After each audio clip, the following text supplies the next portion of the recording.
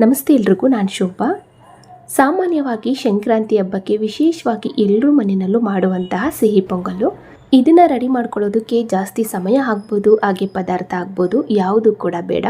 ಆದರೂ ಈ ಪೊಂಗಲ್ ಮಾತ್ರ ತುಂಬ ರುಚಿಯಾಗಿರುತ್ತೆ. ದೇವರ ಪ್ರಸಾದಕ್ಕಂತೂ ಮಾಡಿಸಿದಂತಹ ಒಂದು ರೆಸಿಪಿ ಇದು. ಬನ್ನಿ ಮಾಡೋ ವಿಧಾನ ನೋಡೋಣ. ಇವಾಗ ನಾವು ಈ ಸಿಹಿ ಪೊಂಗಲ್ನ ಮಾಡ್ಕೊಳ್ಳೋದಕ್ಕೆ ಸ್ವಲ್ಪ ಹೆಸರುಬೇಳೆನ ಹುರ್ಕೊಳ್ಳೋಣ. ಹುರ್ಕೊಳ್ಳೋದಕ್ಕೆ ಗ್ಯಾಸ್ ಆನ್ ಮಾಡಿ ಒಂದು ಪಾತ್ರೆನ ಬಿಸಿ ಇಟ್ಟು ಅರ್ಧ ಕಪ್ ಆಗುವಷ್ಟು ಹೆಸರುಬೇಳೆನ ಹಾಕಿದ್ದೀನಿ. ಉರಿನ ಮೀಡಿಯಂ ಫ್ಲೇಮಲ್ಲಿ ಇಟ್ಕೊಂಡು ಸ್ವಲ್ಪ ಹೆಸರುಬೇಳೆನ ಸ್ವಲ್ಪ ಕಲರ್ ಚೇಂಜ್ ಆಗೋ ತನಕ ಹುರ್ಕೋಬೇಕು. ಈ ರೀತಿ ಹುರಿದು ಮಾಡೋದ್ರಿಂದ ನಾವು ಮಾಡುವಂತಹ ಸಿಹಿ ಪೊಂಗಲ್ಲು ತುಂಬ ರುಚಿಯಾಗಿರುತ್ತೆ. ಇವಾಗ ನೋಡಿ, ಹೆಸರುಬೇಳೆನ ನಾನು ಈ ರೀತಿ ಹುರ್ಕೊಂಡಿದ್ದೀನಿ ನೋಡಿ. ಒಂದೇ ಒಂದು ನಿಮಿಷ ಅಷ್ಟೇ ಉರಿನ ಲೋ ಫ್ಲೇಮಲ್ಲಿ ಇಟ್ಕೊಂಡು ಹುರ್ಕೊಂಡ್ರೆ ಆಯಿತು. ಇವಾಗ ಇದನ್ನು ನಾವು ಸ್ವಲ್ಪ ಬಿಸಿ ಅರ್ಧಕ್ಕೆ ಬಿಡೋಣ. ಯಾಕೆ ಅಂದರೆ ಇದ್ರ ಜೊತೆಗೆ ಅಕ್ಕಿ ಸೇರಿಸ್ಕೊಂಡು ತೊಳ್ಕೊಬೇಕು. ಇವಾಗ ಅಕ್ಕಿ ಸೇರಿಸೋಣ. ಅಕ್ಕಿ ಬಂದು ನಾನು ಬೇಳೆನ ಯಾವ ಕಪ್ಪಲ್ಲಿ ತಗೊಂಡೆ ಅಂದರೆ ಹೆಸರು ಬೇಳೆನ ಯಾವ ಕಪ್ಪಲ್ಲಿ ಸೇರಿಸ್ದೆ ಅದೇ ಕಪ್ಪಲ್ಲಿ 1 ಕಪ್ ಆಗೋವಷ್ಟು ಅಕ್ಕಿ ಸೇರಿಸ್ತಾ ಇದ್ದೀನಿ. ನಾರ್ಮಲಾಗಿ ಮನೆಯಲ್ಲಿ ಉಪಯೋಗಿಸೋ ಅಂಥ ಅಕ್ಕಿ ಅಥವಾ ರೇಷನ್ ಅಕ್ಕಿಯಿಂದನೂ ಕೂಡ ಈ ಸಿಹಿ ಪೊಂಗಲ್ನ ಮಾಡ್ಕೋಬೋದು, ಇನ್ನೂ ಚೆನ್ನಾಗಿ ಬರುತ್ತೆ.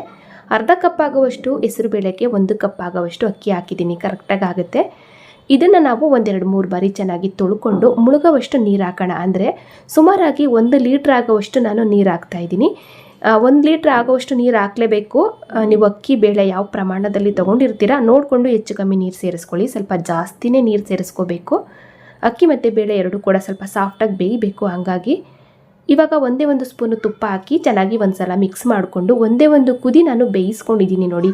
ಈ ರೀತಿ ಮಾಡೋದ್ರಿಂದ ನಾವು ಕುಕ್ಕರ್ ಕ್ಯಾಪ್ ಹಾಕಿದಾಗ ಜಾಸ್ತಿ ಮೇಲ್ಗಡೆ ನೀರು ಸಿಡಿಯಲ್ಲ ಅಂತ ಅಷ್ಟೇ. ಇಲ್ಲಾಂದರೆ ಚೊರ್ರ ಅಂತ ನೀರೆಲ್ಲ ಸಿಡಿದು ಕುಕ್ಕರ್ ಕೆಳಗಡೆ ಹರಿದು ಬಿಡುತ್ತೆ. ಹಂಗಾಗಿ ಸ್ವಲ್ಪ ನಾವು ಒಂದೇ ಒಂದು ಕುದಿ ಬೇಯಿಸ್ಕೊಂಡು ಕುಕ್ಕರ್ ಕ್ಯಾಪ್ ಹಾಕೋಣ. ಒಂದು 3 ವಿಷಲ್ ತೆಗಿಯೋಣ. ವಿಷಲ್ ಆಗೋ ಅಷ್ಟರೊಳಗೆ ನಾವು ಸ್ವಲ್ಪ ಬೆಲ್ಲನ ಕರಗಿಸ್ಕೊಳ್ಳೋಣ. ಇವಾಗ ಬೆಲ್ಲನ ಕರಗಿಸ್ಕೊಳ್ಳೋದಕ್ಕೆ ಒಂದು ಪಾತ್ರೆಗೆ ಬೆಲ್ಲ ಸೇರಿಸ್ತಾ ಇದ್ದೀನಿ. ಬೆಲ್ಲ ಬಂದು ಅಕ್ಕಿನ ಯಾವ ಕಪ್ಪಲ್ಲಿ ನಾನು ತೊಗೊಂಡೆ, ಅಕ್ಕಿ ಮತ್ತು ಬೇಳೆನ ಯಾವ ಕಪ್ಪಲ್ಲಿ ತೊಗೊಂಡೆ ಅದೇ ಕಪ್ಪಲ್ಲಿ 1 ಕಪ್ ಆಗೋವಷ್ಟು ಬೆಲ್ಲ ಹಾಕಿದ್ದೀನಿ. 1 ಕಪ್ ಆಗೋವಷ್ಟು ಬೆಲ್ಲಕ್ಕೆ ಅದೇ ಕಪ್ಪಲ್ಲಿ 3 ಕಪ್ ಆಗೋವಷ್ಟು ನೀರು ಹಾಕ್ಕೊಂಡು ಬೆಲ್ಲನ ನಾವು ಕರಗಿಸ್ಕೊಂಡು ಸೋದಿಸ್ಕೊಳ್ಳೋದಕ್ಕೋಸ್ಕರ ನಾವು ಚೆನ್ನಾಗಿ ಕರಗಿಸ್ಕೋಬೇಕು ಅಷ್ಟೇ. ನೀವು ತೊಗೊಂಡಂಥ ಬೆಲ್ಲ ಏನಾದರೂ ಚೆನ್ನಾಗಿತ್ತು ಅಂದರೆ ಡೈರೆಕ್ಟಾಗಿ ಹಾಗೆ ಪೊಂಗಲ್ಗೆ ಸೇರಿಸಿ ಸ್ವಲ್ಪ ನೀರು ಹಾಕಿ ಮಿಕ್ಸ್ ಮಾಡ್ಕೋಬೋದು. ಇವಾಗ ನೋಡಿ, ಬೆಲ್ಲನೂ ಕೂಡ ಕರಗಿದೆ, ಇಷ್ಟೇ ಇದು. ಇವಾಗ ಆವಾಗಲೇ ವಿಷಲ್ ಆಗೋದಕ್ಕೆ ಬಿಟ್ಟಂಥ ಅಕ್ಕಿ ಮತ್ತು ಬೇಳೆನ ನೋಡೋಣ.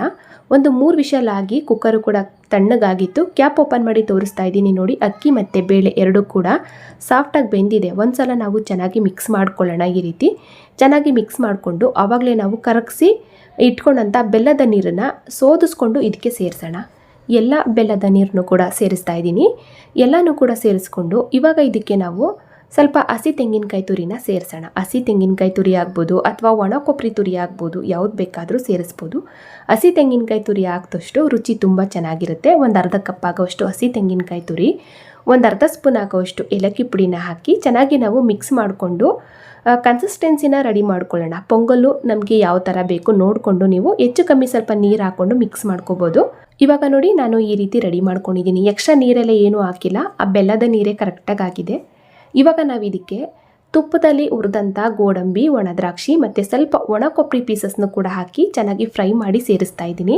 ಇವಾಗ ಚೆನ್ನಾಗಿ ಒಂದು ಸಲ ಮಿಕ್ಸ್ ಮಾಡ್ಕೊಳ್ಳೋಣ. ನೀವೇನಾದರೂ ಪ್ರಸಾದಕ್ಕೆ ಮಾಡ್ತು ಅಂದರೆ ಸ್ವಲ್ಪ ಪಚ್ಚಕರ್ಪೂರನ ಹಾಕಿ ಚೆನ್ನಾಗಿ ಮಿಕ್ಸ್ ಮಾಡ್ಕೊಳ್ಳಿ ಕೊನೆಯಲ್ಲಿ.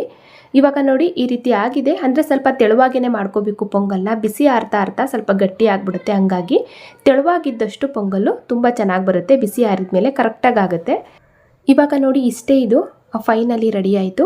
ಸಂಕ್ರಾಂತಿ ಹಬ್ಬಕ್ಕೆ ಎಲ್ಲರೂ ಮನೆಯಲ್ಲೂ ವಿಶೇಷವಾಗಿ ಮಾಡುವಂತಹ ಸಿಹಿ ಪೊಂಗಲ್ಲು. ಸ್ವೀಟಾಗಿ, ಸಾಫ್ಟಾಗಿ ಮತ್ತು ತುಂಬ ರುಚಿಯಾಗಿ ದೇವರ ಪ್ರಸಾದಕ್ಕೆ ಮಾಡಿಸಿದಂಥ ರೆಸಿಪಿ. ಇದನ್ನು ರೆಡಿ ಮಾಡ್ಕೊಳ್ಳೋದಕ್ಕೆ ಸಮಯ ಆಗ್ಬೋದು, ಹಾಗೆ ಪದಾರ್ಥ ಆಗ್ಬೋದು, ಯಾವುದು ಬೇಡ. ಆದರೂ ರುಚಿ ಮಾತ್ರ ತುಂಬ ಚೆನ್ನಾಗಿರುತ್ತೆ. ಖಂಡಿತ ಟ್ರೈ ಮಾಡಿ. ಇವತ್ತಿನ ಈ ರೆಸಿಪಿ ನಿಮಗೆಲ್ರಿಗೂ ಇಷ್ಟ ಆಯಿತು ಅನ್ಕೋತೀನಿ. ಇಷ್ಟ ಆದರೆ ಲೈಕ್ ಮಾಡಿ, ಶೇರ್ ಮಾಡಿ. ಹಾಗೆ ಇದೇ ರೀತಿ ನೆಕ್ಸ್ಟ್ ಈಜಿ ರೆಸಿಪಿಗಳಿಗಾಗಿ ನೋಡಿ ತಿಳಿ ಮಾಡಿ ಕಲಿ ಚಾನಲ್ನ ಸಬ್ಸ್ಕ್ರೈಬ್ ಮಾಡ್ಕೊಳ್ಳಿ. ಹಾಗೆ ಬೆಲ್ ಬಟನ್ನು ಕೂಡ ಕ್ಲಿಕ್ ಮಾಡಿ. Thank you.